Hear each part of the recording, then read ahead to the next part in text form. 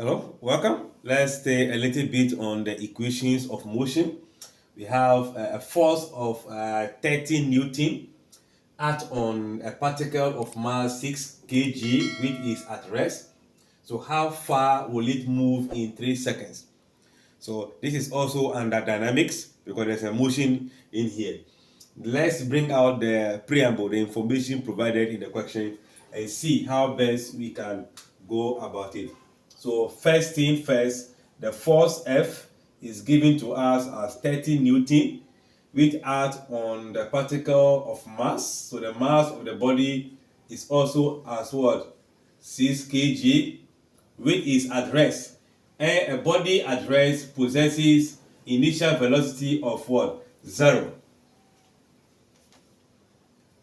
So that is going to be that our u is going to be 0 meter per second.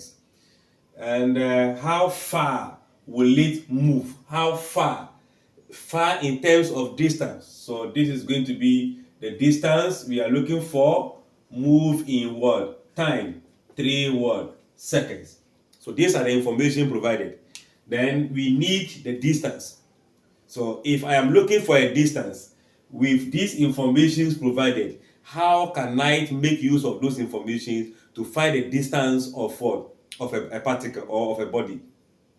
Let's see. In the 3 equations of motions we outlined, we have a distance in the second and the third motion equations.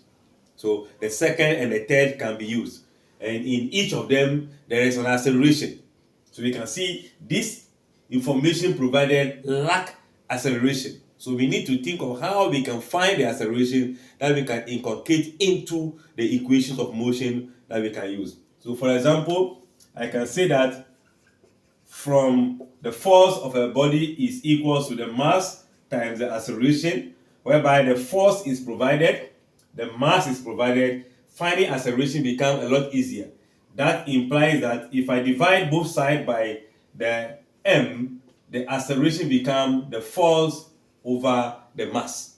So this means acceleration becomes force of the body is 30 Newton divided by the mass 6, and that gives us what? 5 meter per second what? Square. So this is known now. So we can say that from what do we know about that? We can pick the second law. So this means that S equals to ut plus half at what? Squared. This is the second. We can also know that the distance is being made available in the third law of motion. But in that equation, there is a final velocity, which is not in this case. So that cannot be used. So let's go for substitution.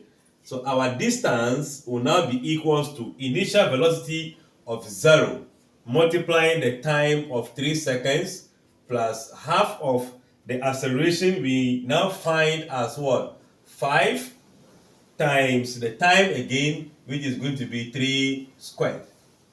0 will be here. I can still write it. You can still ignore.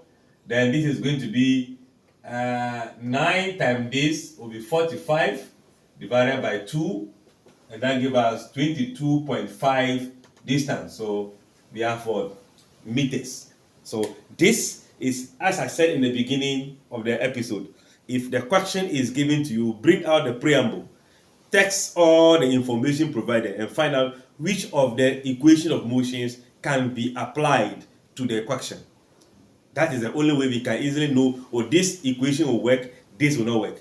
I guess concept well understood. Like, share, comment, and subscribe. Don't forget to come back for the remaining episodes.